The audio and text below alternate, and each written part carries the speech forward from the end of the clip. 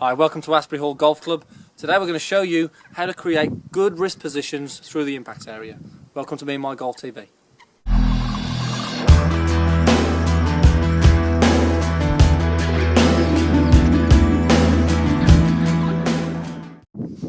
So we've had a Facebook message off Rodney Helton asking us to talk about the wrist position at impact. Now Rodney mentioned about the left wrist being bowed through the impact area, asking if it's an advanced move. Now, I wouldn't say it's an advanced move, but I would say the majority of the better players, you know, the touring professionals you see it there, you will see at impact they will have a bow in the left wrist or even a sort of flat left wrist at impact there. Would you agree, Pierce? Absolutely, yeah, totally. So Rodney, I want to sort of go through a little bit of a drill you can do today just to give you the correct feeling, and for all you other guys out there, give you the correct feeling of the roll at the wrist through impact and what all these other guys are feeling when they're striking the golf ball. So if I can get Pierce to take his setup here, and we haven't got him with a golf club yet, and we're going to ask Pierce to sort of just show us the positions of the wrists that we see a lot of the amateurs do, the general sort of bad positions of the wrist first before we go into what we're looking to see. So Pierce, can you just show us the a bad impact position of the wrists? If you split your hands apart for me, we'll probably get a better look at this. Yeah, totally. I mean, we see all the time, you know, people hitting the ball in all sorts of different positions because of this move here. So when we go through this area of striking the golf ball, the left wrist is breaking down, the right wrist is sort of flattening out there, and that's just going to give you so much trouble it's untrue. So we see a lot of high shots from that, a lot of ground first shots, or a lot of thin shots as well. So if you can just show us that again, Pierce, there. So just show us the wrist position at impact. For a good one? For a bad one, sorry, for a bad one. So you can see here at impact, if we just freeze him there, we can see the bend of the right wrist forward there and the cupping of the left wrist. Now if we just say to Pierce, okay, where do we want to be? Show us a good impact position of the wrist. So you can see we've reversed the process here. Now we've got a cupping of the right wrist and we've got a slight bow or a flattening of the left wrist. So this is where we want to be, and this is where you're going to see the majority of the best guys out there. So this drill is going to give you the feeling of this, and it's going to help create a bit of resistance in the golf swing as well. So, Pierce, if you can go through this drill for me here now as well. No problem. So a drill we often use is, you know, we see this position here, we want to reverse this position. So my left wrist, my lead arm is going to be flat, and my right wrist is going to be very much bent, and I'm going to hook my hands together so they maintain this position. Okay, so from there, as I swing back, I want to maintain that position. But this is the key one, I suppose, that we often speak about. This is where it tends to go wrong for a lot of people. So as I start the downswing with my lower body, as always, I want to really maintain the angle in these wrists. So I'm having to really hold that right wrist in place.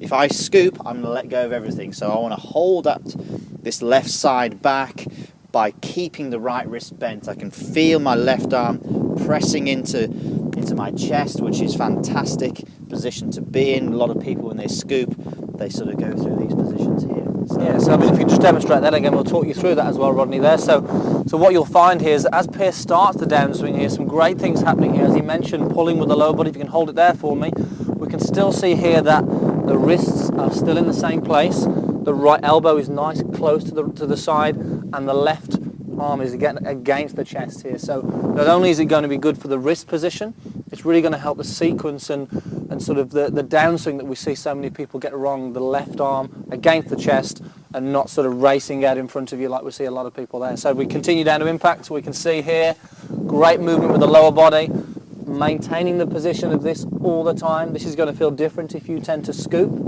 Okay, so in that impact position, very, very strong, a lot more penetrating ball flight you'd expect to see from that, and a lot more compression on the golf ball, which we're always talking about there with the irons as well there, really. I think the one thing that we may see when people do this for the first time, they tend to pull it down a little bit like this and they don't turn. So we need to make sure that if I had a golf club in my hand, that I'd be squaring it up. So my right palm, my left palm, they're rotating as they go down. They're still keeping that position.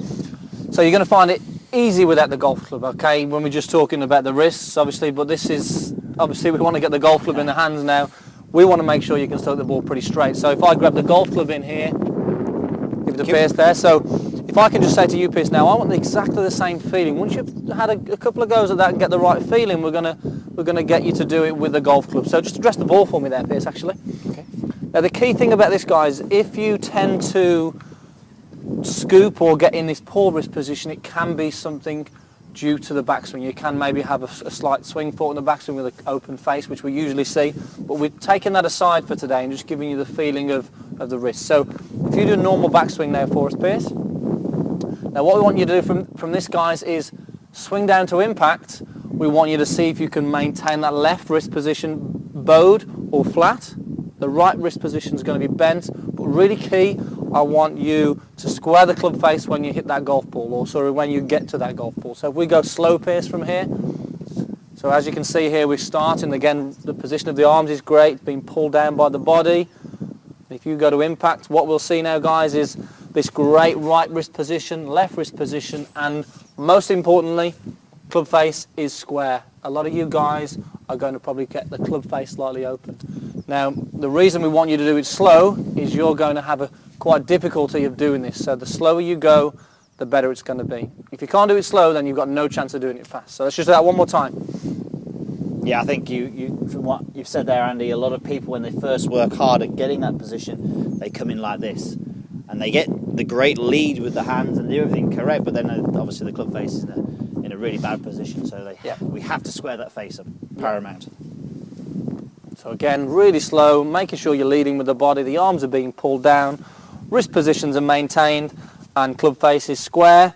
Pierce is now ready to hit that golf ball much further than he would normally hit. So Rodney, again, I want you to sort of have a go at that drill, let us know you get on. It's really going to help you understand the positioning of the wrists through impact, which is going to help you get some compression, and most of all, get you a stronger impact through the golf ball. So post your comments, let us know you get on, and we look forward to seeing you soon.